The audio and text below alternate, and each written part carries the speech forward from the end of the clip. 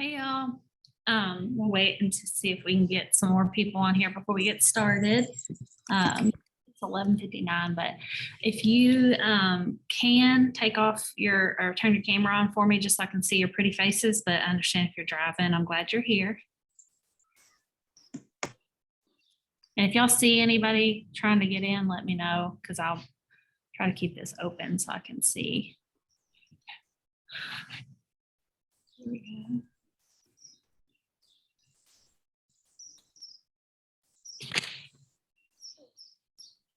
I'm not used to like hosting Zoom meetings or I'd have music playing like they always do.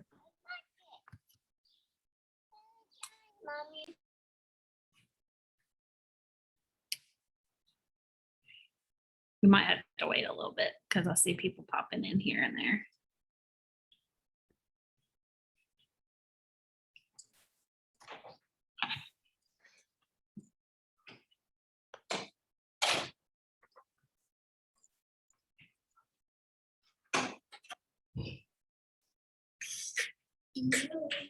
Hey, I'm playing some music in the background.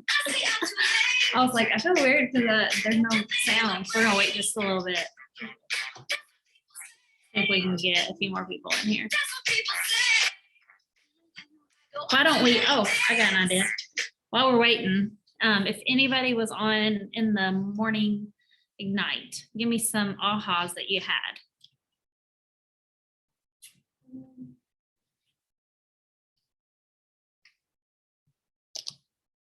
If you're just hopping on, if you have any ahas from Kelsey's Ignite earlier today about social media, please share.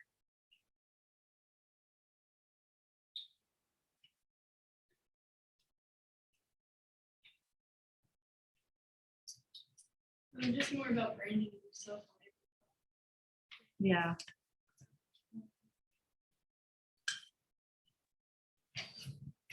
Bailey said branding yourself on every platform, which I struggle with. It's like when you're busy, you have a hard time remembering to post on everything.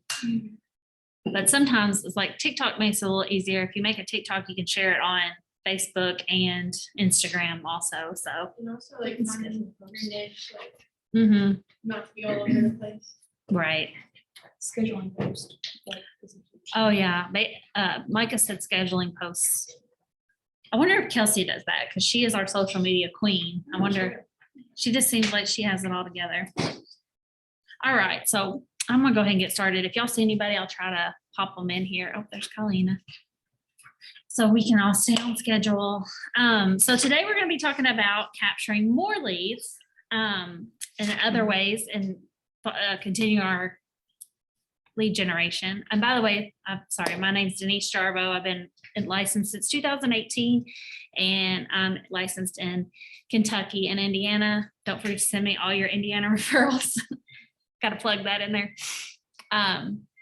This is so far what we've talked about in lead generation is generate your leads, grow your database, capturing leads with open houses, capturing leads with social media. And then today, yes, we're going to talk about capturing more leads and how we're going to do that.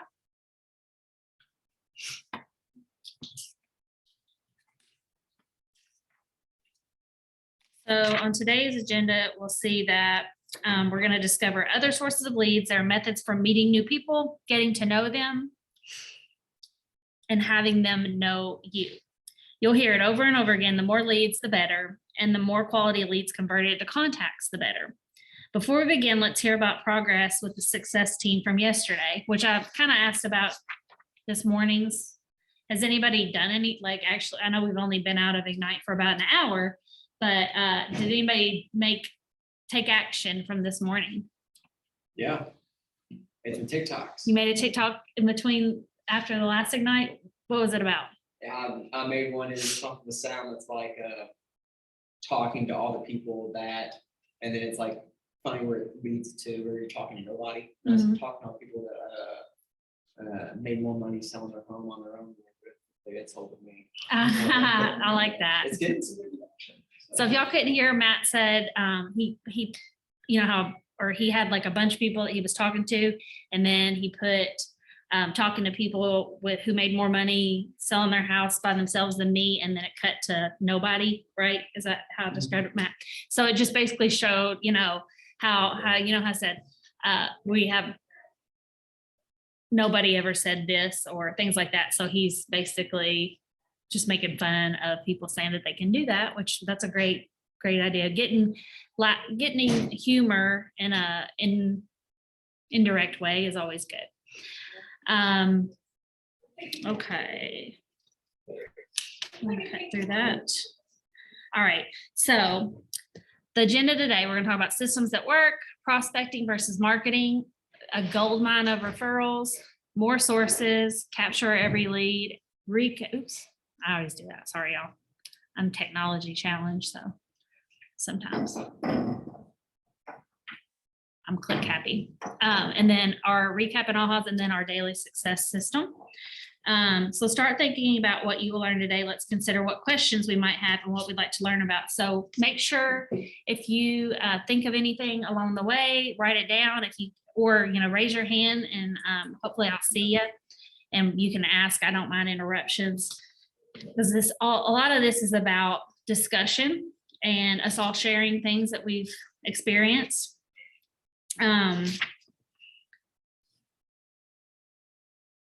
You love people, but at the same time, you haven't yet learned to love hunting for them. Gary Keller says this in Shift. Now, can y'all say this out loud with me? Repeat it. You love people, but at the same time, you haven't yet learned to love hunting for them. All right, so this is about learning to love lead generation. The hunt for people who are able, ready, and willing to buy or sell real estate now or soon. In this session, you'll learn more sources for leads, so you'll never run out and you will love hunting.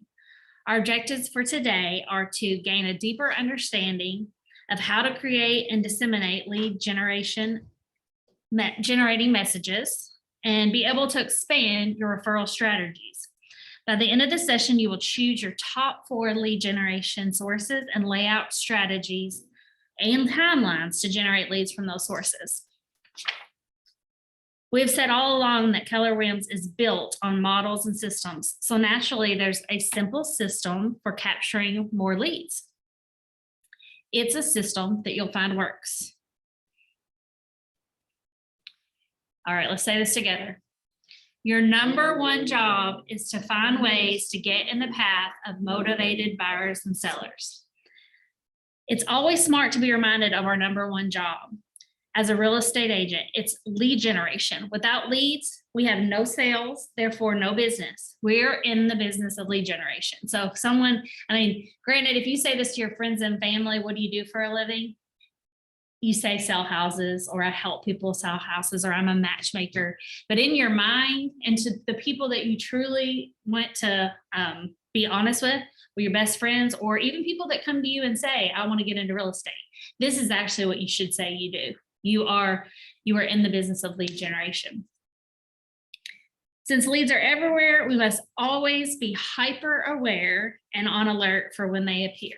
So visually, just think of your ears and your eyes as like just super sensitive organs. I don't even know what the word. Science wasn't about that subject.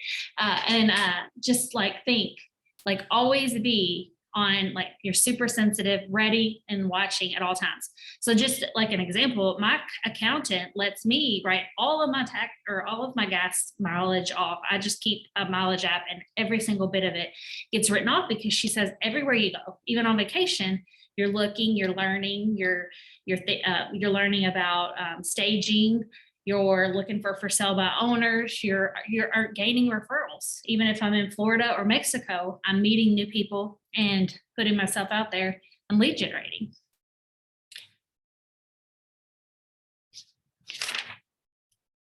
Okay, lead generation should always be purposeful and intentional. This slide depicts a system to help make your lead generation more purposeful.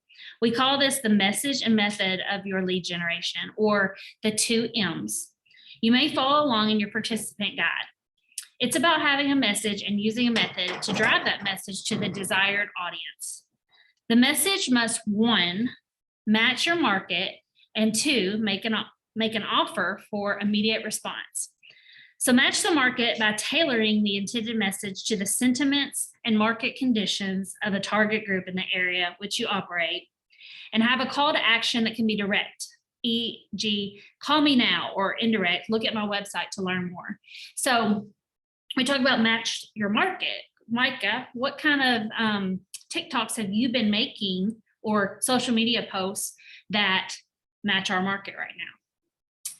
I did one the other day that was talking about like the recession is going to drive down home prices.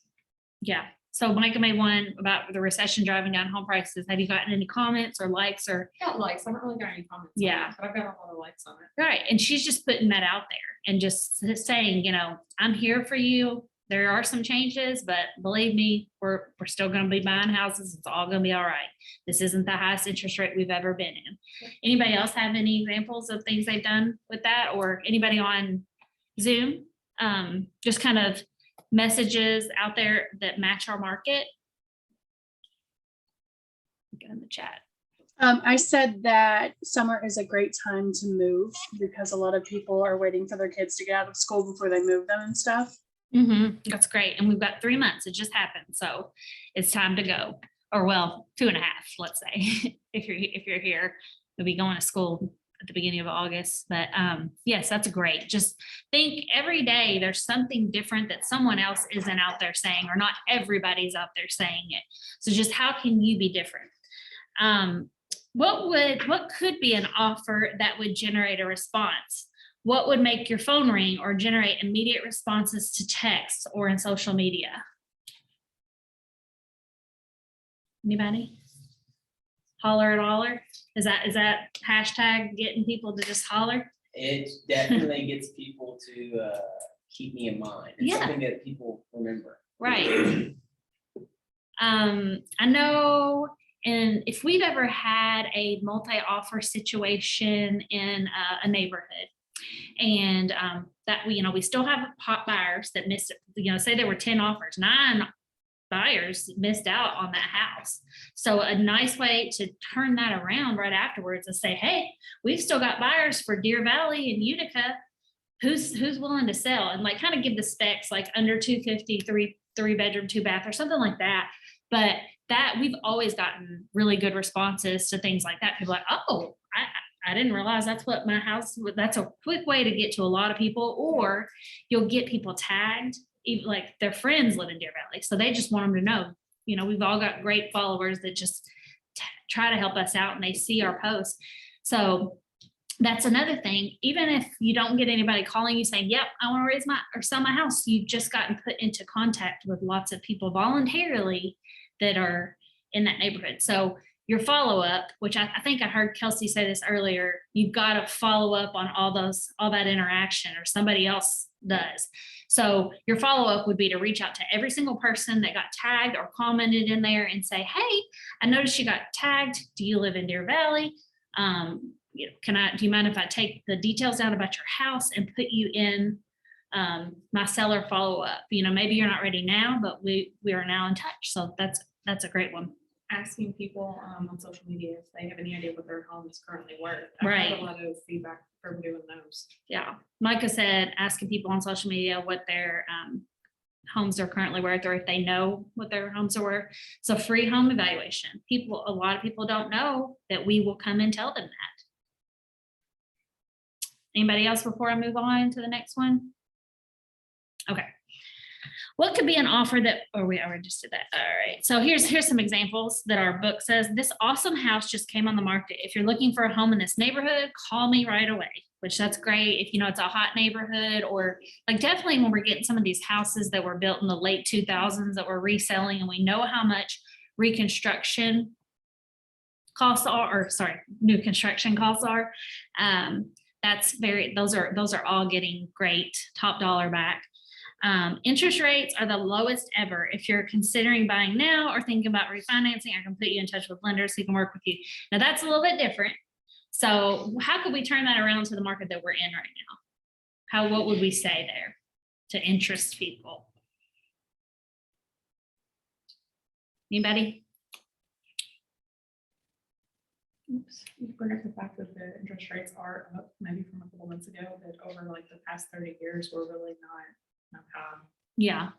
So definitely, like we saw a family reunion, and here Kelsey and Kelly went to talk with Gary last week, and they had screenshotted some stuff to us where it's historic interest rates, and really we're still at a pretty relatively low number. So just clarifying that to people, because honestly, people who are maybe in their early 20s maybe weren't paying any attention the last 2 years because they weren't in the home buying market. I certainly have never been one to study interest rates or anything like that before I was in real estate. So don't always think that, you know, everybody's going to be saddened by these numbers that we have, because they might not know. And the thing is, they're still going to be paying down equity versus paying someone else's by renting. So we're still going to sell plenty of houses. Let's see. And then another one was, do you know about the prices of homes in your neighborhood or any area of town? I've got just a report for you. Call, text, or visit my website to sign up. I think shameless plugs of your website should be done all the time. Like that should be something, maybe set it on your calendar every week, like on Mondays, put your website up. Just reminding people that they can go browse houses on your website. If they're going to do it on somebody's, it might as well be yours. That way, when they do have a question, click and they'll contact you versus somebody on Zillow. And if you ever, on the same note, if you ever get a website registration and you reach out to somebody and they say, no, I just wanted to see those pictures. That's my sister's house or my cousin's house, or I lived there growing up. Say, oh, that's perfectly fine. Thank you for choosing my website. Do you keep in mind you can use my website anytime? Like if you see a house that you want to look up and see the pictures, come to my website. Just plug that address in here.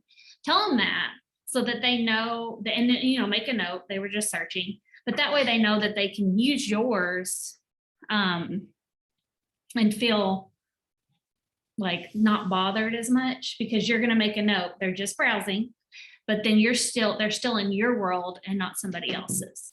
Because I think a lot of people think that they can be on Zillow and realtor.com and nobody knows what they're doing, but they're getting sold. Everybody's getting sold to somebody. So who's back there? I just see there in KW Heartland. You're not paying attention. All right. So next slide. When you are truly on the hunt for leads, you will find many opportunities. Let's say you're at the coffee shop and you overhear a couple talking about an open house they just visited. What should you do? All right, so follow this simple system of approach, connect, and ask. And remind you, like, we all probably need to read this multiple times and know this is not being nosy. This is not being creepy. If you come from value, they're going to be happy that you spoke up. Approach with a conversation starter. I overheard you talking about an open house. Are you looking for a home in this area? Second, connect with the individuals in a way that builds rapport and trust. One of the best ways is with questions. Look for opportunities to be of service to them. I have a list of all the homes for sale in this area. I'd love to connect with you so you can stay informed of what's going on, what comes on the market. And then finally, if appropriate, ask to meet with them to learn more about their situation. And when I think about this, I see me, you know, having my purse and having business cards, which I'm bad about carrying. So we also have ways of putting on your phone, but it's nice. That's one of the reasons we do have those cards, for those meetings like that. So pop it out. It's got your website on it. Feel free to browse on the website. It's right there. Does anybody have any examples of situations where that's happened for them before? Like at a grocery store or coffee shop? At the gym? They're in my car. I have to run out there and get it. Yeah. So how did that conversation start, Michael? She was asking about if we did. I said no. I'll grab you a card because I think she was getting off work. She was walking out. So had y'all talked before and she knew you were in real estate? Yes. Okay. Yeah. Gotcha. Yeah. There's this one guy, every time I see him in the gym, he asks me how business is going and mentions that he has a pocket listing, which, you know, is basically he'll be a for sale by owner essentially for the right price when he's, he just doesn't want to put his house out there. I know, was it Holly that caught a buyer at Rural King? Yeah, so Holly Jones from our team, she was at Rural King, and I think she said she was either wearing a hat or a shirt, or maybe she overheard, I don't know, I can't remember the whole situation, but I overhear clerks talking to each other a lot, like the bagger and the clerk will be talking back and forth, and I jump in on conversations all the time like that. So they'll be like, oh man, I hate my landlord or this or that, so I mean, they'll say it. So you might as well just pop in there and be like, well, if you ever want to buy, here's my card. And another thing, like, I feel young, maybe, you get the idea sometimes people are just scared and they don't know. So throw something in there where you're like, hey, I know it's a little bit scary thinking about buying a house, and then say, wouldn't you rather be paying your mortgage than somebody else's? And if you ever want to talk to me, like, talking to me is free. Here's my card, I'll answer any question. Because I think people are just scared, and then they get stuck with somebody who doesn't really care about their best interests. So approach, connect, ask, ACA, remember that. All right, does anybody have any ahas there about what we just talked about? If y'all can turn on cameras, I would love it. I know we got a bunch of people on here that I'm not looking at any faces. I'm guilty of, oh shoot, of doing that. Okay. Can you unmute yourself and tell me that you're actually really there? Let's try that test. I'm really here. Hey, okay. Here. Thanks, guys. I thought I was talking to myself. Okay, so the next spot, if we don't have any ahas there, so we're going to talk about prospecting versus marketing. So we're going to dig a little deeper into that topic. So, oops, I skipped right over. Sorry, y'all. I'm the worst. There we go. Let's say this out loud together. Lead generation is a contact sport with simple rules. It means making contact with people through prospecting and marketing. Okay, so you've seen this chart before, and everyone knows, everyone you know, and every lead you prospect is somewhere on this graph. The question is, are they at the top, the bottom, or somewhere in between? Everyone's timelines and life experiences are different. It's your job to do your best to predict where they are always. And that's really hard to do. I'll be quite honest, because I mean, I've had buyers that have, so I've been in real estate for 4 years. I've had some that have bought and sold and bought 3 times with me in that amount of time. And then I've had some that were my very first buyers, and they're never going to sell again. They're just, it's not in their, in their timeline, but things can always change. Relocations can happen, jobs can change, big opportunities can come up. They can have family members be born on the other side of the country and need to sell and move to be around them. So just think about that. Always, that's why you got to be hypersensitive. Always be ready. When you get those notifications on Facebook that somebody's had another baby, even though when they sold that, or when they bought that last house with you, they told you, this is it. This is our forever home. But okay, there's not enough room for all these kids in this house. Like, that puts them over the edge. Definitely be one to reach out, tell them congratulations, send them a card, be top of mind for them. You may think that you're already top of mind, but just, always do that. That's a huge opportunity. God forbid people get divorces. That happens all the time, but that's one that's, hit me with some extra business sometimes when I never expected it. And in 2 cases I can think of within a year. So, that's happened, and you can't predict those things. So just be hypersensitive. That's the key word there. But this reminds me of a post that you can make, and I invite everybody to try to make this one today. How long have you been in your current home? Post that. And then when you can actually message each person that tells you an answer. Did you know the average person stays in their house for about 7 to 10 years? And then when they respond back to you, they're either going to say, well, we're happy, we're going to be here forever, or they're going to say, well, we've actually been looking. And that just, that was your end to get into that conversation. So I invite everybody to do that today. Michael, right now. Yeah, I did that. Has anybody ever made that post? If you want to chime in and share. I know I made one and it was probably 3 years ago, so I'm due for another one. Okay, so you saw this in session 5, and it's here again to remind you of the 2 methods for lead generating, prospecting and marketing, and that your business should be prospecting based and marketing enhanced. Why is it better to be prospecting based and marketing enhanced? Anybody? You can unmute if you want to jump in too. If your name starts with J, I don't think we have any J's. I was just trying to throw somebody. Hey, we do. Then you got to answer that question. If your birthday's in January, you got to answer that question.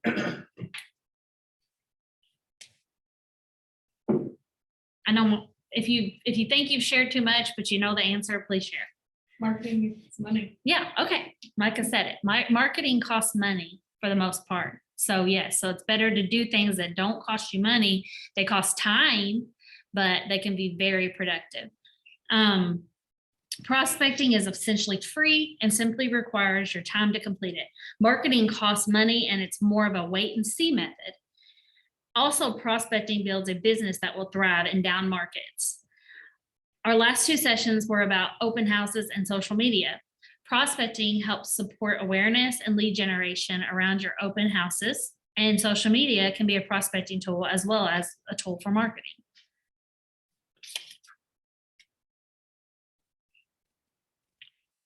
Okay, so I'm going to refer you, if you've got your workbook, refer to the participant guide for the list of prospecting sources from the MREA. There are many prospecting sources to share your messages through. We've got phone or face-to-face, listings without agency, such as FSBOs and expired listings, circle prospecting, neighborhoods, apartment complexes, recently sold listings, recently listed properties, community outreach with charity and volunteer work, key relationships, corporations, builders, banks, third-party data companies, investors, teaching and speaking opportunities, meals, door-to-door canvassing, networking events, booths and kiosks, and walk-ins. Have you ever tried any of these sources? If so, would you mind sharing your experience? I know we've all tried community outreach. I mean, we don't look at it that way as Red Day, but our charity and volunteer work on those days is, it's definitely somewhat of prospecting because we're building relationships when we're out there helping our community. Anybody else want to share things they've done? I know we've had some people work on FSBOs.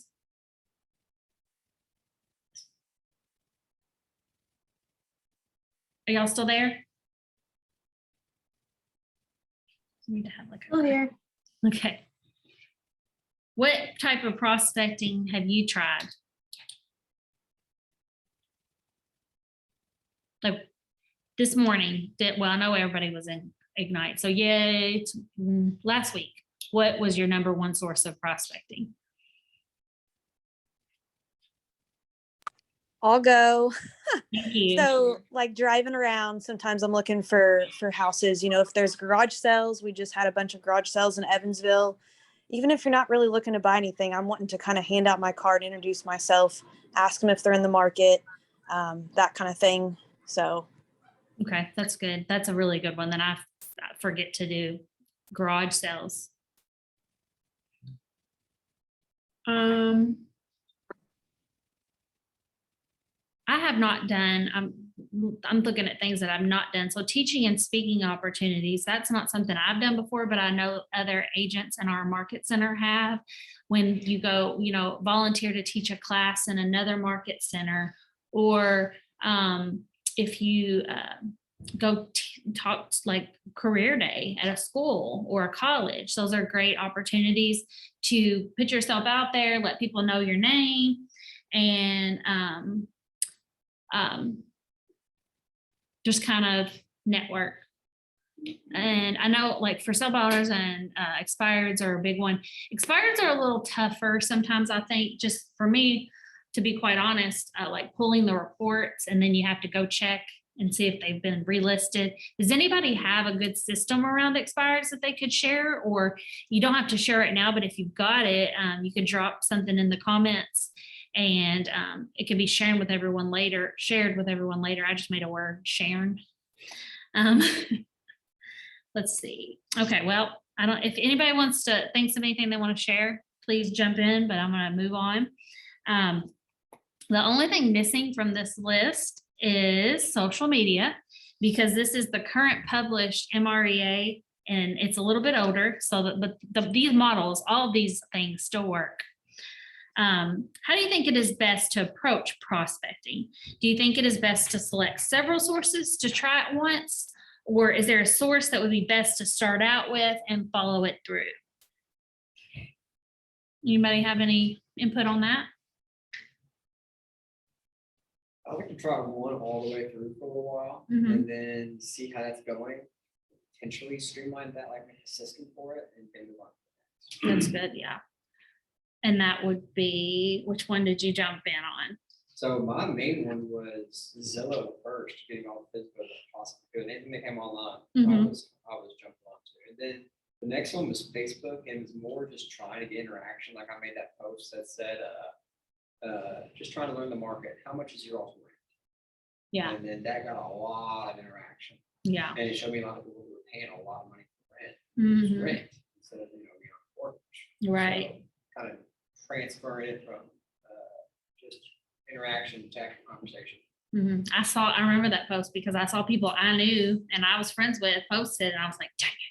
Like that would have been, if we weren't on the same team, I would have been jumping and reaching out to those people, like working Matt's leads essentially. So that's another thing. It's like, you got to protect it. It's almost like make a post like that, screenshot it and delete it because you don't want that there for the end of time for people to come back to.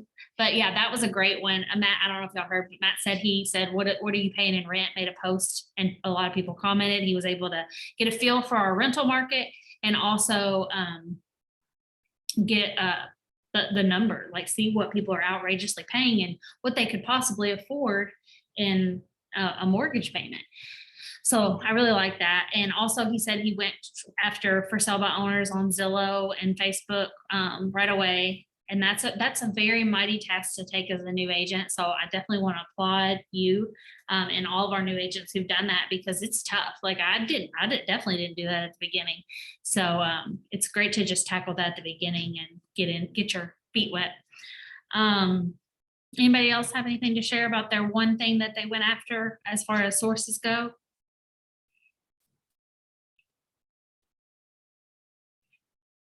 All right, so Keller Williams surveyed top agents and found that they focus on their top 4 sources and they get their best return that way. So top 4 are the top sources are repeats and referrals from their sphere of influence and their database.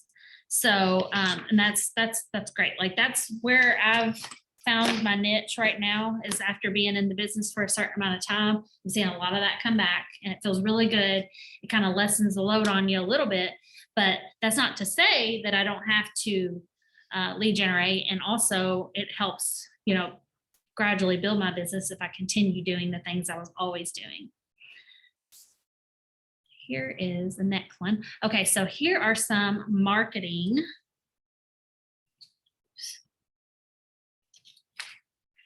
Skip ahead a little bit. Okay. This session is about the additional prospecting sources to think about and focus on.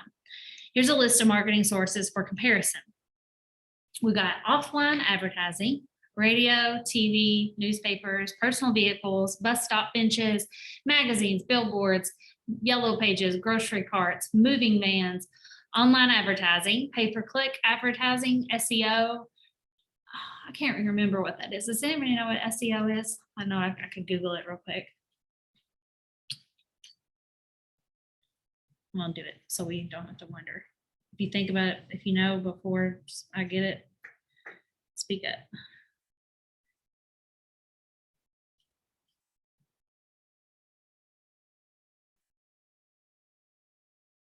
Search engine optimization. Now I remember because I could never figure that out. I know I dove into a hole of the internet and got lost for real. But if you can figure that out, call me and I will pay you for that. So social media, portals, broadcast and content creation, radio segments, TV shows, live social media, blogs, direct mail, postcard campaigns, special events cards, just sold, just listed cards, quarterly market updates, promotional items and swag, public relations, press, news releases, advice columns, and sponsorship.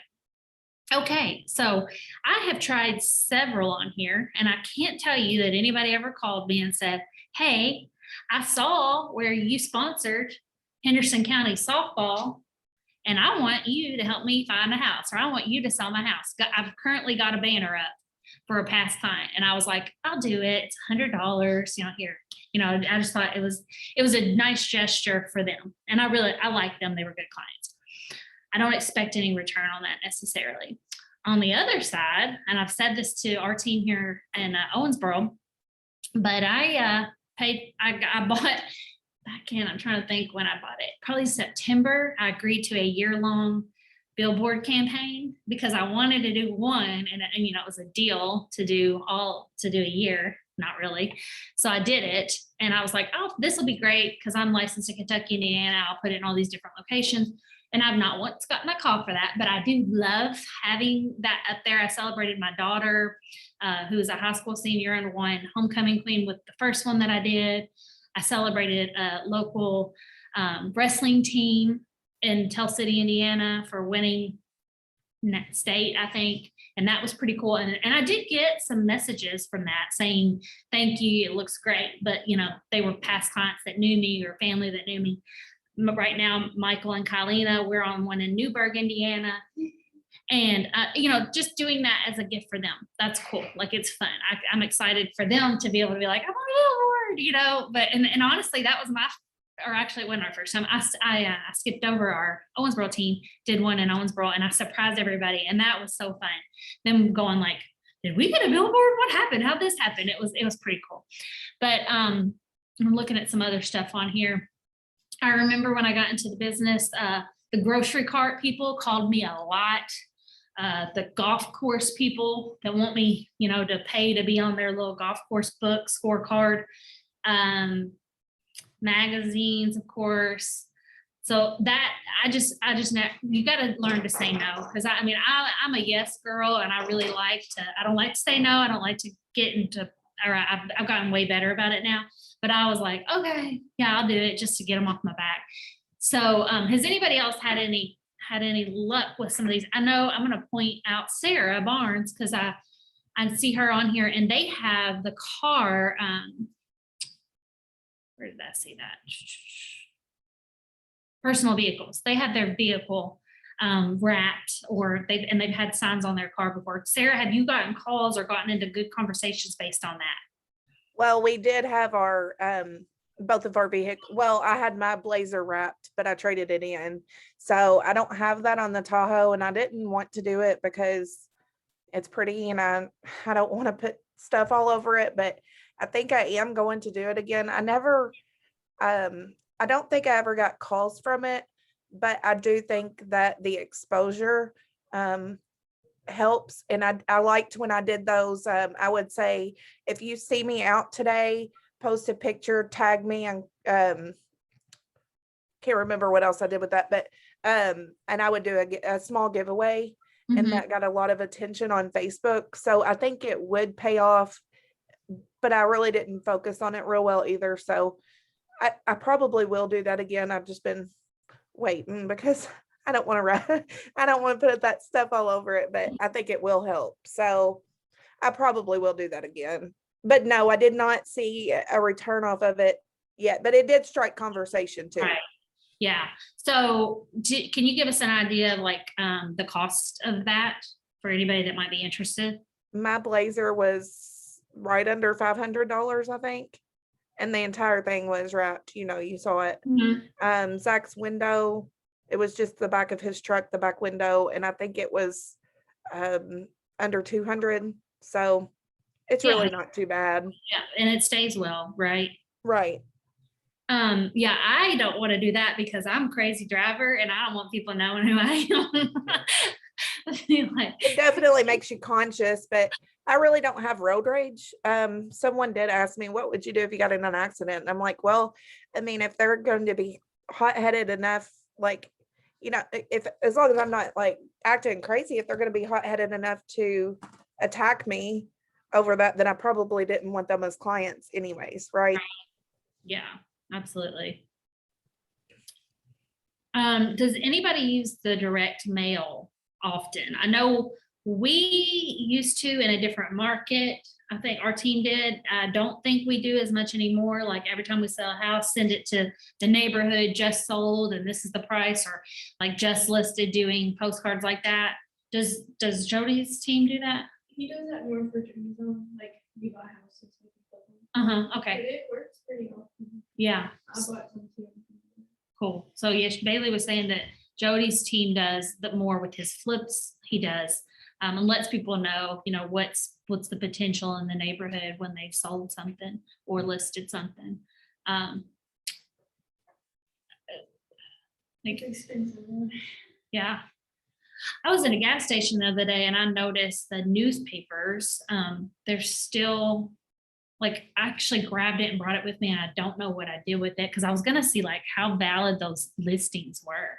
Like, because we know, I mean, if I were to look through that, if that was recent, none of those listings would have been still active. So what was the point of sticking them in a thrifty nickel? But I think it was like in a rack at a gas station the other day it was in Rockport, Indiana. So anyway, I think that's a little wild. Like, it's not really worth your time to advertise in the newspaper. Hey, Denise, can I speak on that a minute? For sure. So I didn't think so either. The first time I was at Keller Williams, before I went to Castleton, I was always told, that's really obsolete. And I agreed with that. But I do know several people who still read the newspaper front to back. They might be older, but those people are looking to move too. Sometimes. But I will say that whenever I would host an open house at Castleton versus being at Keller Williams, we don't advertise in the newspaper than they do over there. My open houses were way better over there. So I can't say it's from the newspaper, but sometimes I wonder. Yeah. Because people buy the newspaper to look at yard sales, to see where those are. So I don't know. I can't prove it, but I'm wanting to say that maybe the newspaper is still valid. But yeah, like you said, we haven't needed to put them in there because things have just been flying off the market. But as we see things start to turn around, that might need to be something that we consider. for sure. Yeah, I think it's definitely, I mean, it depends on what that costs to run that ad, because if it's like $25, I'd probably, on a certain house, I'd probably be willing to do it, because if I'm going to take 2 hours out of my weekend time to sit in a house, I want to make sure that it's worth it, because I'm sure we've all had open houses where we sit there and nothing happens, but I always bring work to do during that time, especially if it's just me by myself. So at least something's getting done, or make a video, because you're going to get clicks from that video or views and just more exposure.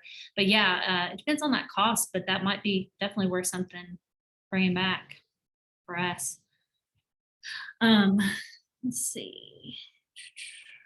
Again, on this one, social media advertising isn't specifically listed, or, well, it says online advertising. I don't know why they said that.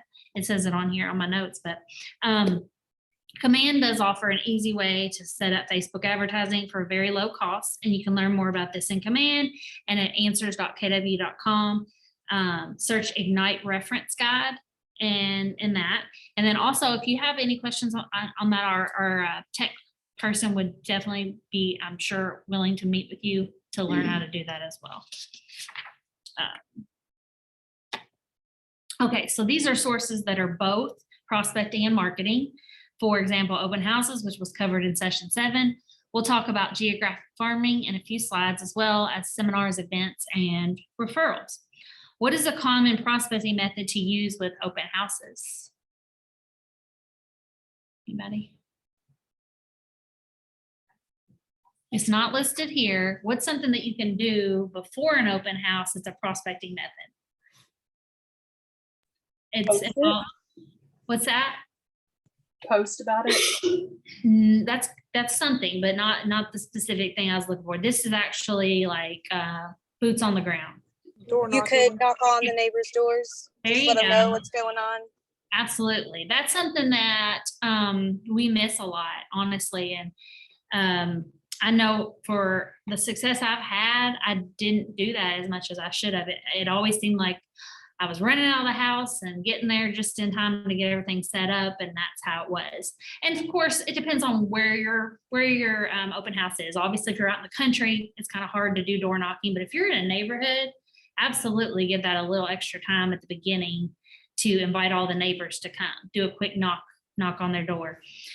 This is a huge opportunity. Make the neighborhood aware of that specific open house and invite neighbors to the open house to meet you, see an active listing in the neighborhood, and perhaps refer a buyer that's looking to move there.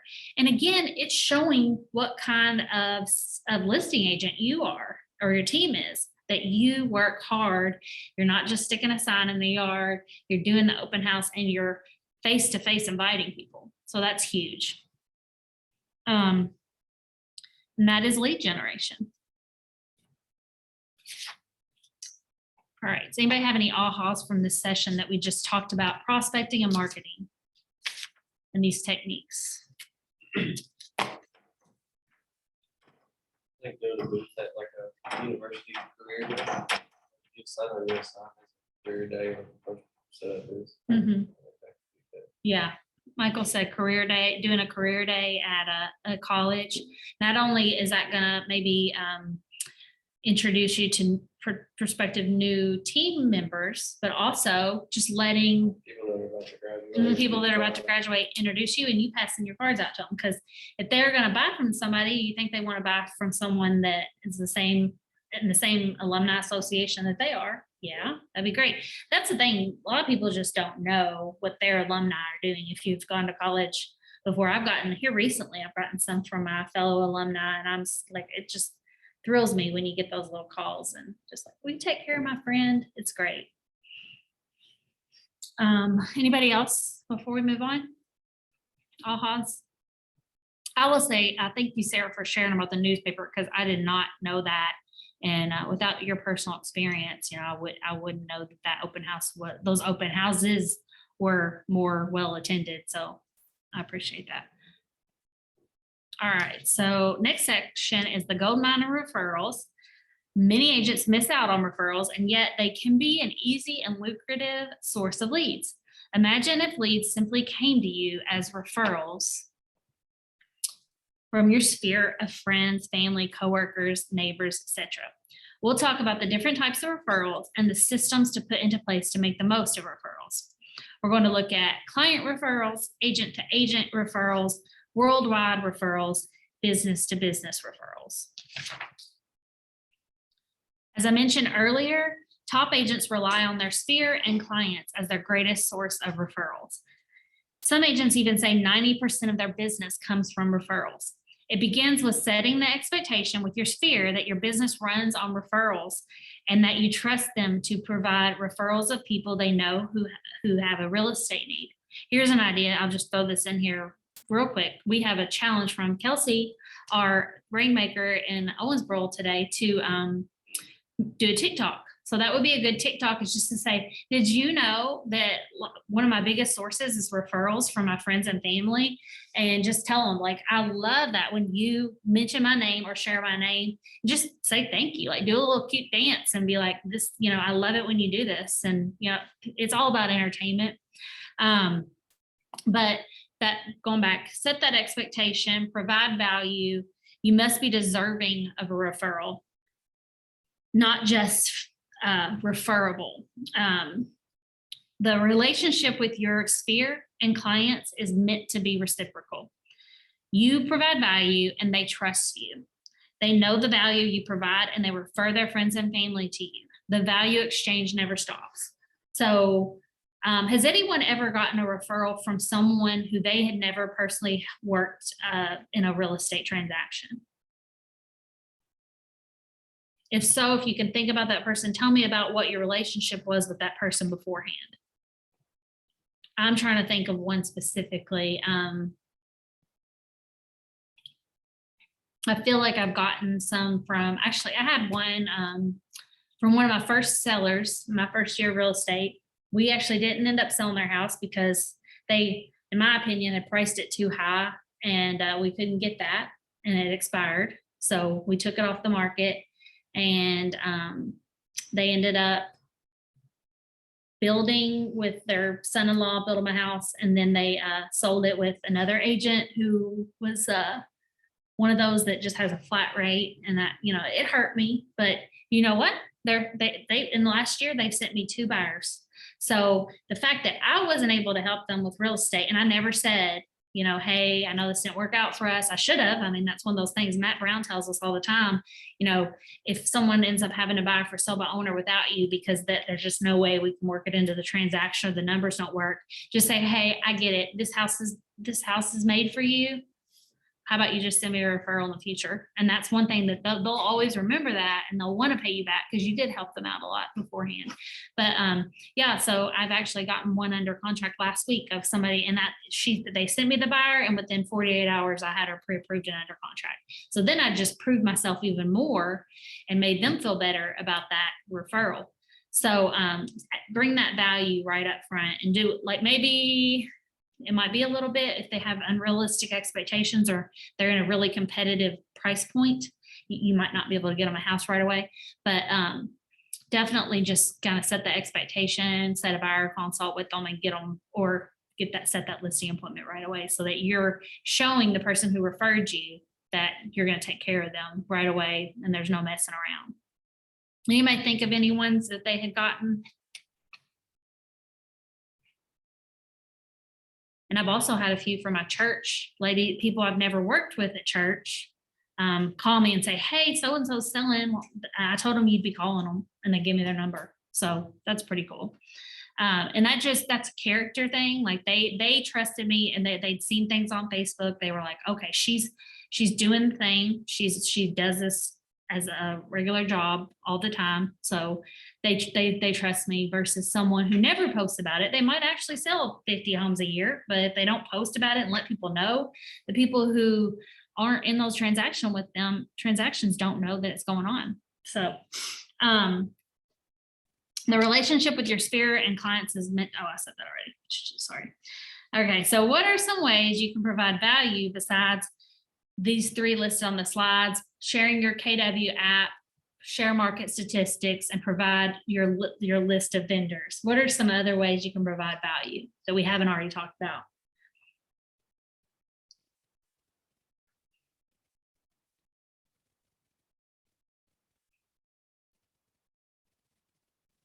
Crickets. Okay, well, we don't have to have an answer for everything. Because I don't want, if I start talking, I'll talk even more. All right, so getting referrals does mean asking for them, not just one time, every time you connect, especially after you've provided value. When would be the best time to ask for a referral?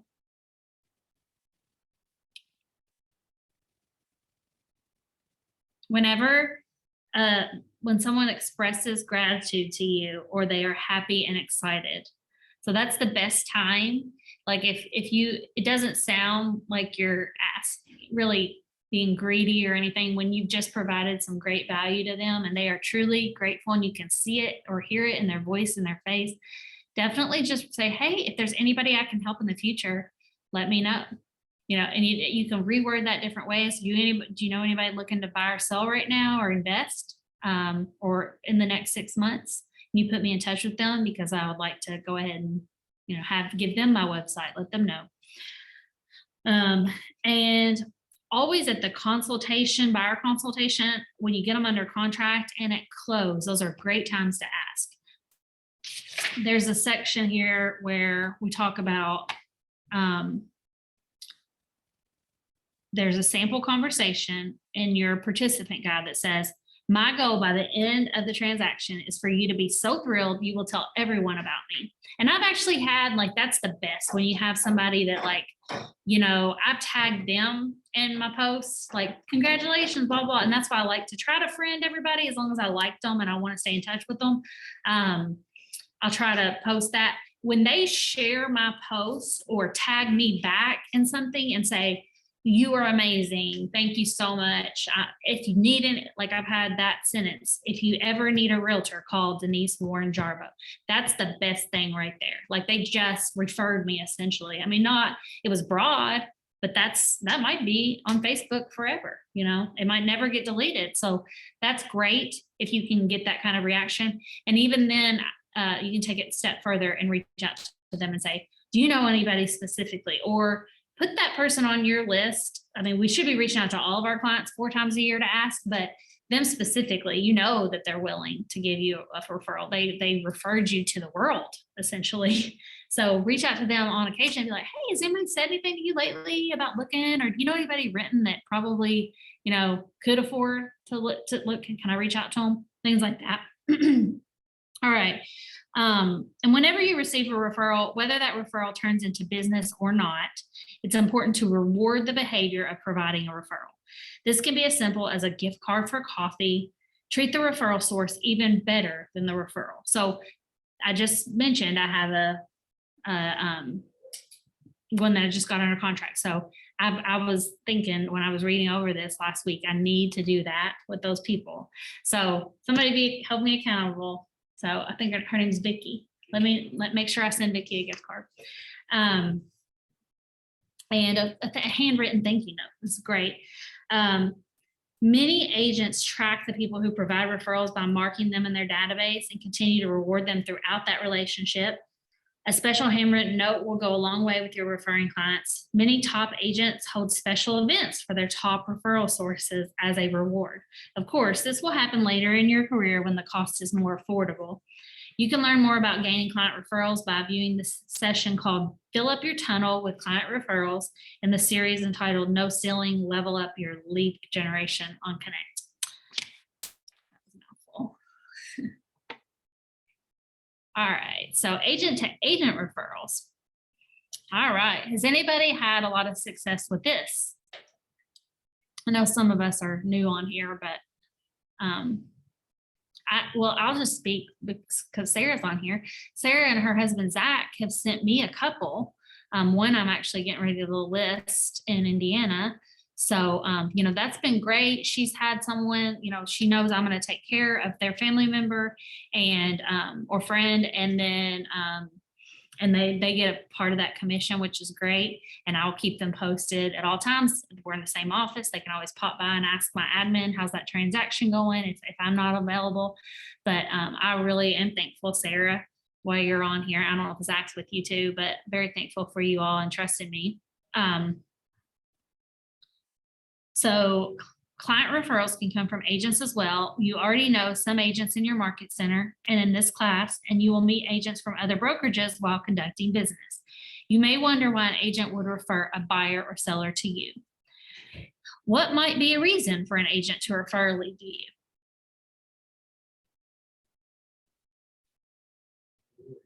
There's all kinds of reasons, yeah.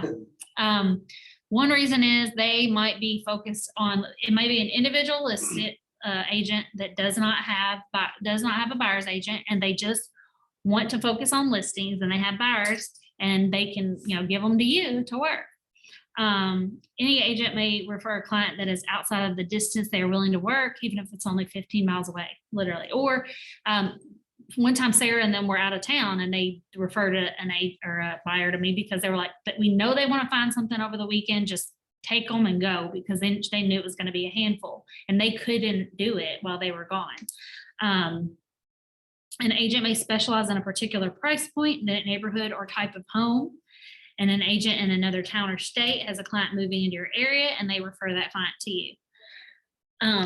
You may see a little bit, though, I've seen here lately where we've had call-ins on some of our listings, and I want to think that these agents are calling to refer a buyer to us, but they're calling to schedule a showing. I've had people from Tennessee come twice now to see a single house, make a 2-hour drive on a $200,000 house. And they have no guarantee that they're going to sell that house. So I think it's worth it to refer out sometimes. Anybody had any experience with that?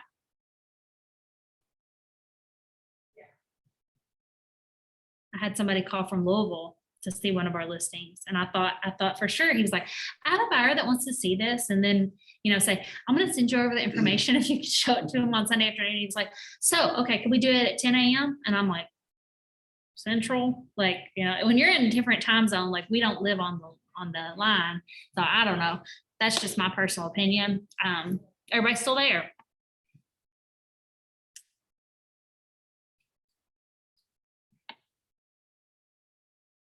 Maybe not. I need y'all to check in with me so I know that you're there. You didn't go to sleep. Yep. We're here. Okay. Yeah. All right. So make sure you are top of mind with agents. Forget about that whole we're driving 2 hours to show houses. For agents that actually don't want to do that, make sure you're top of mind. They think of you first when they need to refer. Keep in mind that you're competing with other agents for their attention. And you should be constantly thinking of creative ways to stand out, be different, and be remembered. Many KW agents build their business with agent referral business, and you can too with the system. An agent referral, this is how they work. When an agent refers a client to you, you agree to pay that agent a certain percentage of the commission and vice versa. When you refer a client to another agent, they agree to pay a percentage back to you. Referring clients that cannot serve to other agents helps. That you cannot serve, to other agents helps everyone.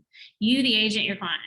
So I'll be honest, early on in my career, I think that I thought I was a little bit greedy, or maybe I was hungry. Let's say hungry, and there's nothing wrong with that.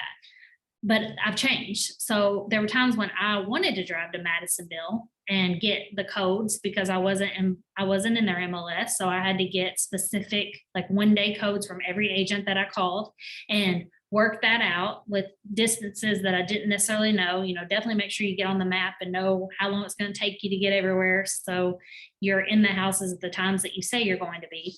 I did that. And I drove to Greenville, Kentucky multiple times for a girl that ended up buying a for sale by owner without me.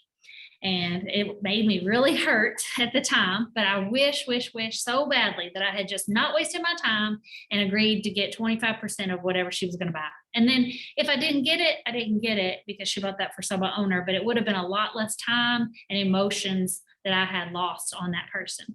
On the flip side, like this is something that makes sure everybody, family, friends, college buddies, knows that you can be involved in any transaction in real estate whatsoever. So if they're going to go through another agent, let them be your kind of like bookie or your middleman. Let's say I would love to find you the best agent in that area. So for instance, my aunt and uncle lived in Florida. And they had a $20,000 house they sold with me here. It was her dad's house. And they sold it. I made like $300 on it or something. But then they went to sell their house and she called me and she's like, well, we put our house on Zillow. I don't really want to do it, but he wanted to give it a couple days. But can you find us an agent in the area? And then you'll get paid on something. And she already understood that, which was great. I said, sure. Wrote it down where their area was. I was showing houses that afternoon. Say it was like 2:00. By 4:00, she messaged me back and said, hey, we just signed a listing agreement with so-and-so. He's going to send you a referral form. We told him he was paying you commission. So she got that for me. And it was like it was over $2,000 just for the 25% because they had like a $400,000 house. So that was amazing to not do anything. I didn't even do what she asked me to do. Just having it, which, she kind of jumped the gun a little bit. She only given me 2 hours to do that, but that's amazing. So just know that you've got that kind of money out there waiting for you as well. And it gets a little, it's a little hard because some people don't understand. You'll find out they're, and you can't get mad about it, about people buying or selling houses without you sometimes, but just know that opportunity is out there and just have that discussion.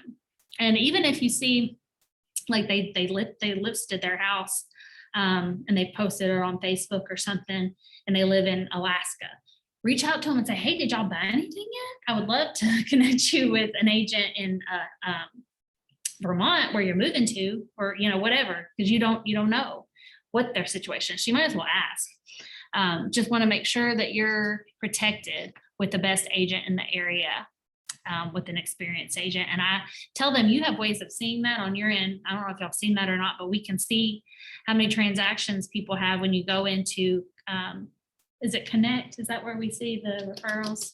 I think it's Connect. We might be getting to that here in a minute, and I haven't even said it. Okay, so here's the model for agent to agent referrals. We begin by growing an agent referral network. Keep track of every agent you meet throughout the course of business. Reach out to agents in other cities and states, especially from locations where people are moving from.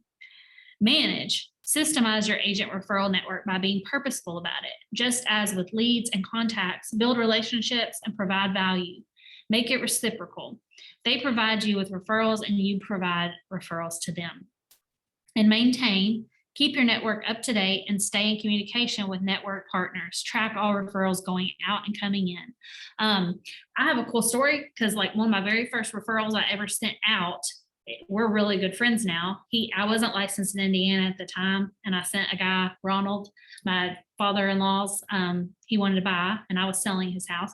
So I sent him that, and then I just picked him out of command or wherever. I don't even know what I just thought he was at KW.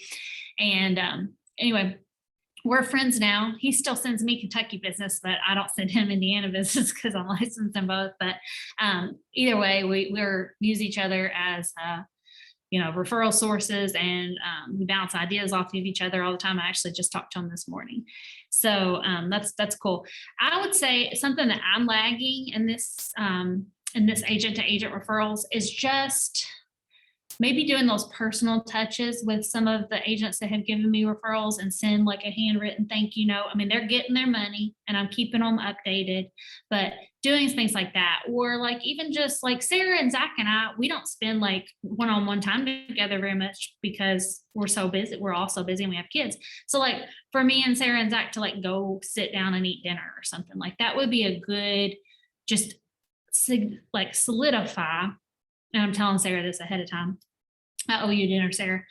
Solidifying that relationship, and that like they know they can take themselves out to eat dinner, but when they think of a referral again and they're like, well, that one time we sent a referral to Joe Smith for Newburgh, and then we sent Denise that referral, and like just in like their memory will remind them of like the happy feelings of us hanging out together, and hopefully my fulfillment of taking care of their family member. Does that make sense? Yeah. You don't owe me dinner. You just don't want to hang out with me, Sarah. I see. Whatever, I'll hang out with you anytime I get a chance. All right, but I want to. That'll be fun. I still need to get my I did get my bourbon from Zach from a long time ago. All right, we're going to the next one. So this is what the referral network looks like. This is that page I was talking about. It allows you to find and connect with agents based on location and production. You can even discover referral patterns showing where referrals are coming from and going to. And this might be why, like every now and then I get a blast email from agents. And I think it's because we do have, I've noticed we have a lot of people move into the area. I've seen a lot of people moving from Illinois because the taxes are so high there, property taxes, definitely from out west. People think when they move here from California, they're like, oh man, this is a gold mine. We're getting so much more for our money. And of course, ever since COVID, a lot of people started moving because they could literally work from anywhere. So they were like, okay, if I can live in rural Kentucky and raise horses and have chickens, I'm going to do that. as long as we have the Wi-Fi to back it up. All right. So other great sources for finding information about where people are coming from to get into your market and going from your market are the Census and the IRS. If anybody does find those websites, please share, like just send it to Lydia or Matt Brown and we can get that sent out to everybody, because I didn't Google it to look, but yeah, that would be nice. Matt, what do you smell that? I'm just happy to be here. All right, so you think you were sneaking back in? Try. Worldwide, you can't sneak in with that door. Worldwide referrals. So at the beginning of 2002, Keller Williams had a presence in 50 plus regions, including the US and Canada. And agents in our worldwide regions can be referral partners as well. Has anyone ever gotten a worldwide referral from another country? I've not yet. So that's something to look forward to. Oops. I guess that we need to skip over that. Okay, we're just gonna do that. Okay, another source for referrals is business to business referrals. Raise your hand if you have recommended any of the following to your friends, family, or neighbors, and this could be everybody: hairdresser, barber, dentist, doctor, veterinarian, accountant, financial planner, auto repair shop, handyman, plumber, electrician, gardener, or landscaper. Anybody ever, a client needed that? Yes, absolutely. And that's one of the things I always say at the end of a transaction. And I probably need to hone more in on, if there's ever anybody else I can help, please let me know. But I usually say, this is not the end. I'm your realtor for life.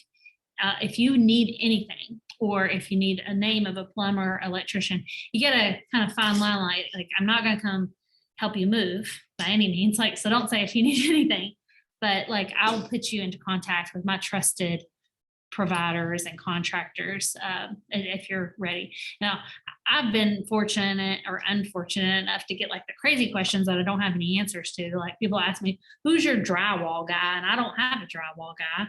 Or who's your screen door guy? Like who puts in, and I'm like, oh God. And I ask and I don't really get anything back. But anyways, anybody have any experiences of good business to business referral relationships that they can share on?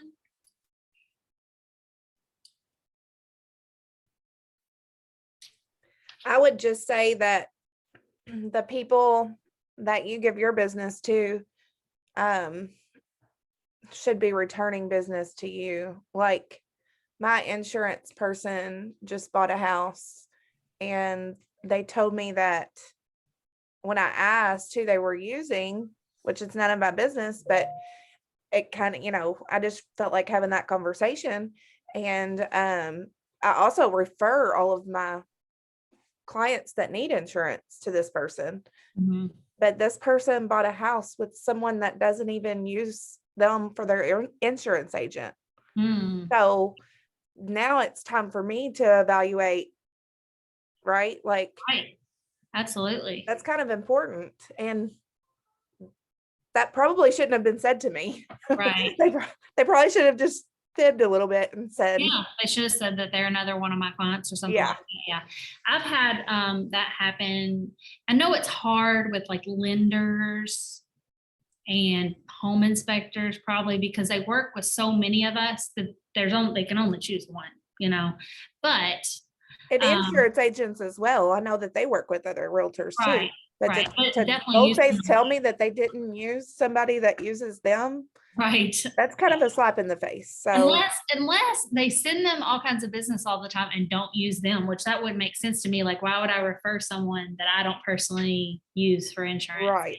Like if I use Progressive, which I do, because I've checked all my stuff with local agents over and over again, and they can't beat what I have.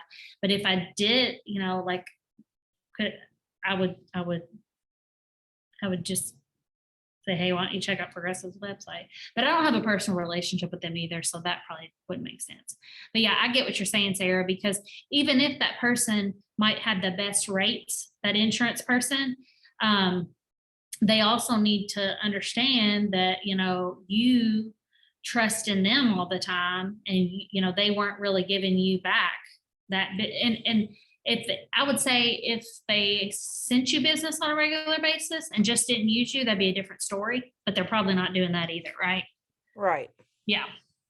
I had one time a lender bought from our team, and the listing agent was at the open house. She showed up and ended up putting an offer with the listing agent. So she was two-sided. And it was kind of a messy transaction, because it always is. Like, I don't know if people have been, I feel like every deal I have both sides on, it always, something squirrely ends up happening, and you feel like you're hurting one or the other, or it gets a little weird.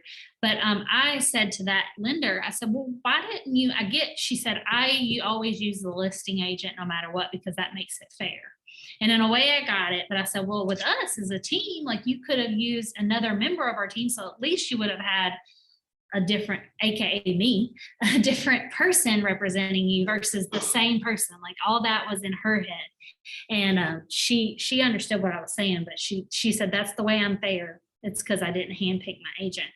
So, and same with when she listed her house after they moved into that house, she said, I'm going to use the person who sent me the most referrals. And she said she got on paper and wrote it all down, and there was a tie, and she picked the one that was like the most volume or something. I don't know. But yeah, like, you got to try something. Now, the worst thing possible, I've seen lenders sell their house themselves. And when they say that you don't need a realtor and they work with us on a day-to-day basis, that's hard. I think that's rough. And I'll never forget that person and who that was. And to this day, I've never sent them a deal. I've had people, actually one right now that's pre-approved with them. So I just had to do it. And they're a good lender, but I'm not going to send them business when they don't value our contribution to the industry. Let's see. So you're referring your acquaintances to businesses that you have come to respect and trust. This is a one-way referral. To make it reciprocal, you will need to develop business relationships with the owner and manager of your favorite businesses and discuss how you can help each other. So that's something, and I think in the old bold days, we talked about that, making lists of all these businesses that you frequent and letting them know. And it may be, instead of putting a stack of your business cards at your favorite Mexican restaurant where people can grab them, have a conversation with the owner about it and say, can I set these here? And if anybody asks, tell them I'm here. I come here. I'm loyal. I always tip well. Just have that conversation, because people who have like things in common, like we all like Mexican food, but like, I'm going to pick somebody that's got their card at the Mexican restaurant, especially me, Ranchito. All right. So yes, that's another action item that I would make a list on. If you've got notes, to get those business to business referrals started. Does anybody have any ahas about that section? I'm going to have to zip on through here a little faster. Okay, forget ahas. All right, many agents choose to focus their prospecting and marketing efforts in a neighborhood or set of neighborhoods, which are also known as targeted geographical farm. I'd highly recommend, if you live in a neighborhood, to put it on yourself to be that neighborhood expert. Like, even if like Michael rents an apartment, let's say, be the West Side expert, learn that market a little bit better. And like, I know people who live in the heartlands, do a video talking about home prices in the heartlands, and you don't have to live in that neighborhood to do so, but that's just an idea of kind of putting yourself out there as that expert. And then as far as farming, be aware that it will not yield immediate results. This lead source is more of a long game, and you must be committed to keep working your farm once you begin. Choosing a farm involves some considerations such as the number of houses and the turnover rate. Price point and several competing agents in the area may affect your decision as well. Once you've chosen a farm area, you'll devote yourself to knowing everything about the area, the history, the growth, the happenings, and more. You will become a part of the community, and people will come to recognize you as part of the community. You're also committed to staying in communication with the residents and keeping them informed of all that's happening in their area. So I actually get a postcard from another realtor at my house, and it's got the just the what's going on and for the quarterly events, and like the car show at Rockport Park and things like that. So I mean, they get it, and I'm like, I see it, I'm like, man, this is genius. Like it's cute, but it's like, would it, if I wasn't going to sell, would I call them? You know, really, that's one thing that keeps you top of mind and thankful, and you might put it on your refrigerator, but it's not necessarily something, but it's got to be time after time after time. And these people are a like a mom and pop shop in Rockport, Indiana, and they do have a name like that. They get a lot of their business just from, I don't think they lead generate, honestly. I think they just get calls from being in the business for so long. So that's definitely a long game. What are some ways you can maximize your prospecting and marketing efforts within a geographical farm area? Think back to the lessons on open house and social media. Also consider your daily success system with conversations, adding contacts to your database, and sending handwritten notes. How can you make it all work well within a geographical farm? It says to break up into groups, but we don't have time for that. So somebody answer me on that one.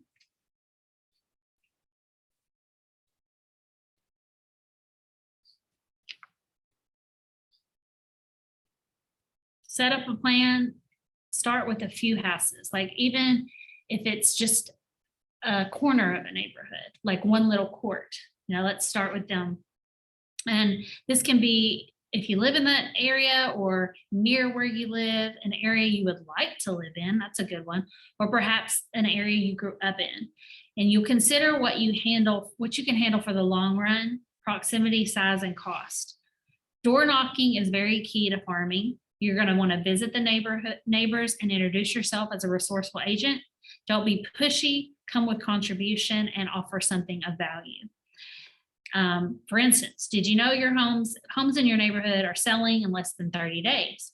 The home over on Mayberry just sold for $350K. This means home values are going up. Vendor referrals. My clients seem to like ABC Company. General info on the area, new construction, future construction, road changes in building code or permits. You can set up a discount with a local vendor for a neighborhood tree trimming, dryer vent, or chimney cleaning. Individuals pay their own service and you get everyone's contact information to coordinate with the vendor. Or you can set up a neighborhood food drive where you go around and pick everything up for delivery. I know Bailey said like where y'all were doing the postcards, right?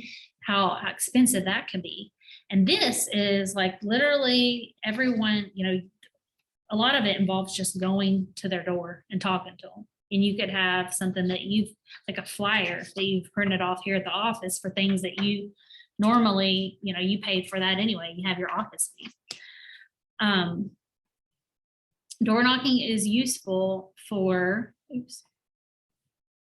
notifying neighbors of upcoming open houses, just listing houses, just sold houses, or looking for listings for interested buyers. Also door knock for charity drives, upcoming community events, or community activities such as a neighborhood watch or neighborhood cleanups. Always keep safety in mind. Perhaps go door knock with a fellow agent in your farm and do the same, or for them and theirs. Maybe a spouse or partner is willing to watch the car, or you can partner with a lender to go door to door. I recommend doing it during the day. Also, always have your location shared with someone, if not your team, but like your spouse, somebody, so they always know where you are, just in case there's some crazies out there. All right. So 2 final sources of leads are through events and seminars. You may not feel prepared, and yet these can be very lucrative leads. Events are get-togethers organized and or hosted by you. Successful agents are very creative when it comes to events. Events are meant to attract leads and don't have to relate directly to real estate. Here are some ideas. Neighborhood park cleanup, ask people to join you, supply bags, gloves, and water bottles, ask for addresses to send thank you notes. Family front porch photos, set up dates and times with those who choose to participate, take the photos, then text them the photo and send it by email. Bingo, you've got enough contact information to put into your database. Virtual game nights, invite via social media, collect names and contact info and have fun. Those are all neat ideas. have never done any of that. I think it's all great. It requires commitment and follow through. And that's mainly what it is. It can be huge. Just whatever you decide to do, commit to it and don't half-ass it. What other low cost ideas can you all think of?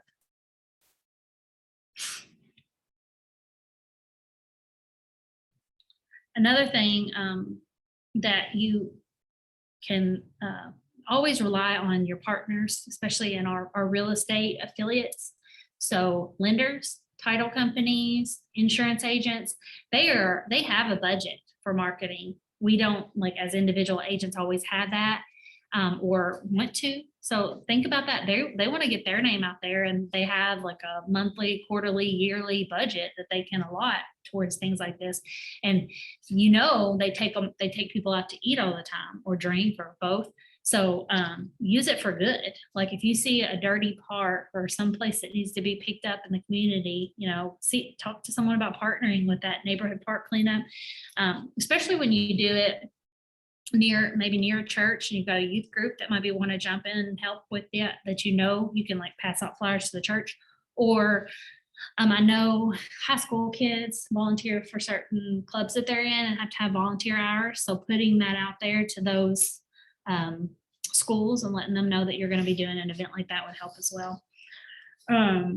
Seminars are great lead generators as well. You are seen as an expert immediately. One KW agent moved to a new city where they knew no one and began offering first-time homebuyer seminars. They got immediate business from it. And you can download the ready-to-go seminar materials on Connect under KWU. I did not know that, so I'm going to look into that because I have tried and somewhat committed, I'll say, to events and seminars before and not really either just didn't have a great turnout and then just kind of took it as a failure and didn't do it again. So that's something that I am committed to working harder on. I know I've got a lender that's trying to do it with me right now. They went to do a homebuyer seminar and they want to talk about interest rates and get in front of people. So looking forward to that, and he wants to be a sponsor. So does anybody have anything else on these events and seminars around that?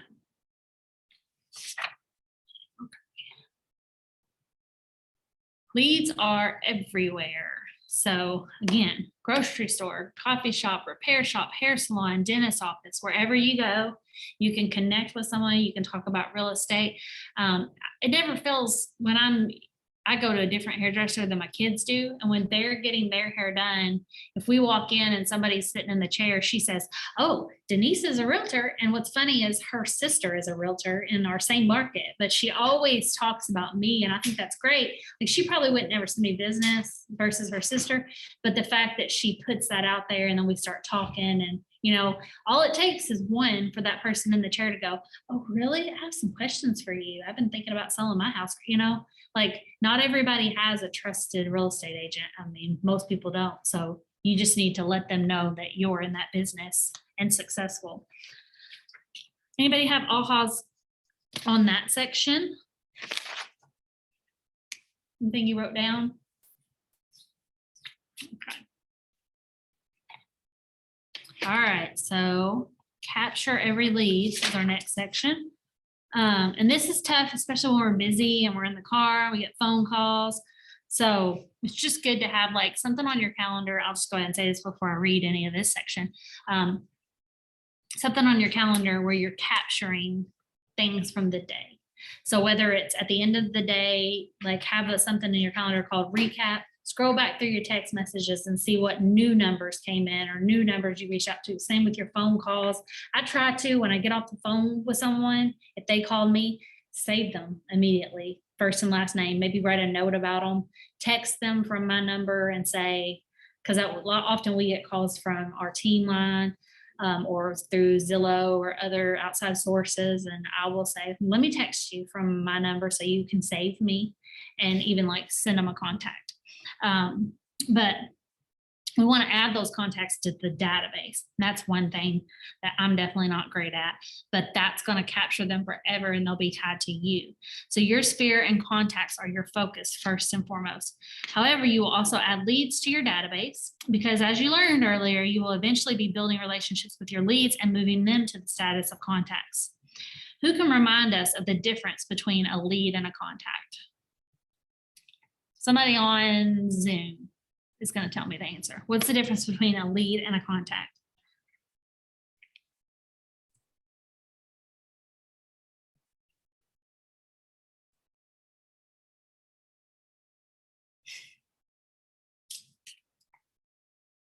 What's the difference between a lead and a contact, James?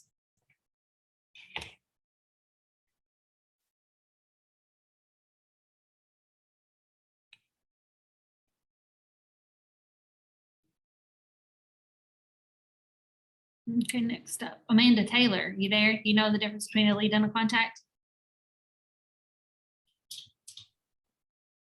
If I had to take a guess, a lead is somebody who is actively has a home buying or home selling need. So it's actually, yeah, it's a little bit vague. So I know I wouldn't have known this answer. So I had to have somebody say something so I could correct them. But so leads are people that you have the right to at least a one-way conversation with. So if someone registered on your website, then they put their phone number and email in there, whether they're real or not. And you have the right to reach back out to them and say, hey, I saw where you registered on our website.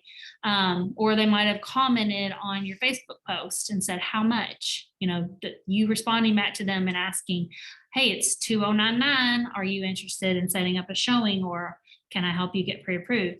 That's a lead.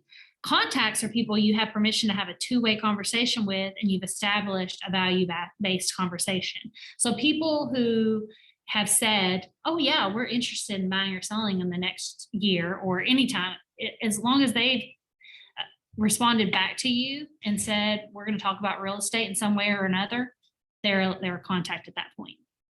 So putting leads in your database as soon as you can helps you keep track of them and allows you to stay in communication with them. There is help for adding leads and contacts to command and answers.kw.com. I think everybody probably knows how to do that. But that putting the leads in helps you convert them to contacts because you got to put them in there to remind yourself to keep in track with them, keep touch with them. And you may have another CRM that you use other than Command, like we use Boomtown, but just make sure you're putting them in there so that you have that follow-up set up. All right. So the lead generation plan, this is the final lesson today. Before we close out this very important segment and topic, let's take some time to generate your personal lead generation plan. You'll have time to think over all the aspects of lead generation we've covered and build a plan that you can execute. So read through this slide and refer to the participant guide to build plans. You should use a check mark to indicate that you will take action on this source or activity of lead generation. Everyone should have sphere and database checked and choose your last two sources based on your strengths and interests.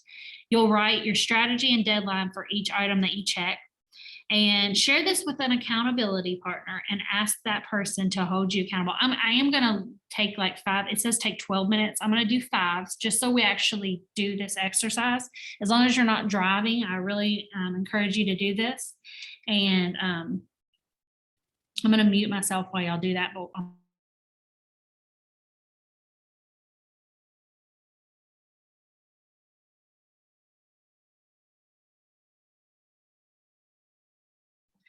the other two that you're going to focus on based on your strengths and interests. So I'm going to give y'all 5 minutes real quick to work on that, and then we'll be ready to wrap up shortly. But I do want some feedback, so be prepared to share.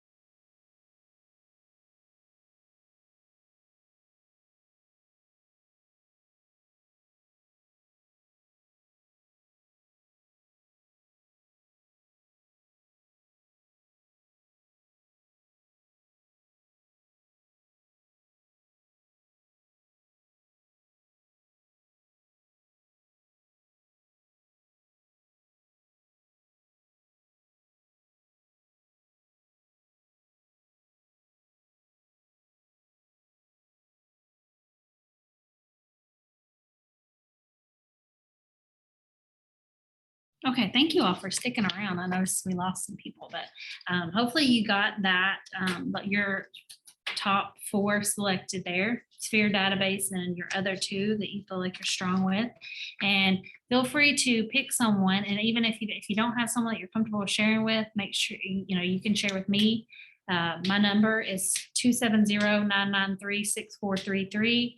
And my email is denise@theharrisjarbo.com. So if you need anything that you want to share your calendar with, or have me check up with you at your deadline, feel free to reach out to me. I would love to help with that. All right, so ahas. As we wrap up our learning session and transition to creating our lead generation plans, does anyone have any ahas about what we've covered so far? We've got message and method from the beginning. We approach, we connect, and then we ask. Remember, that's always, if you hear someone talking, don't be afraid to pop in and just share some value with them and share that business card. That's why we have them. Prospecting versus marketing. Remember that prospecting is more time consuming and marketing is more monetary costs. And then we've got referrals, client, agent, worldwide, and business, never ending. And then we've got geographic farming, events, and seminars. And this is the last session in the lead generation segment. Next time we transition to lead follow-up. Are you ready to act on our objectives? We're going to gain a deeper understanding of how to create and disseminate lead generating messages and be able to expand your referral strategies. Now's the time to take action. When you leave here today, finish your strategies to generate leads from a minimum of 4 sources. How's everybody feel about what we talked about today? Does it get you excited that you've got all these different opportunities in different areas that you can, it's just, that's the thing. It's not hard. It's just, you just have to work at it. You have to put yourself out there. Unfortunately, it's not always just knowing people. It's about following up with them. Like, we all get busy. We all get a text and don't read it, or read it and forget to respond. So I'm guilty of that. And I lost a buyer last week because I didn't respond to her. And I actually messaged her back and I said, I hate that, not responding back about one house on a text message. It's not like she called me and texted or anything. I lost all the work I had done in the past, but that's how it is sometimes. So you can't let people run over you like that either. So that happens. I just kind of like shake it off and be like, on to the next person. There's more out there. So I would never treat somebody like that. Like if I maybe called my accountant and they didn't call me back right away, or weren't able to get with me, I wouldn't be like, I'm taking all my business elsewhere. I'm calling the next accountant. We have history. Now, granted, when someone reaches out to you for the first time ever and you don't get back to them, I get that. Like, they go on to the next person because people are nuts right now. But I thank everybody for being here. I guess I'll wrap up. It's about 1:42 and y'all are probably worn out by classes today. But if you ever need anything, remember, I've got my number. Look me up on Facebook or connect with me somehow. So thank y'all.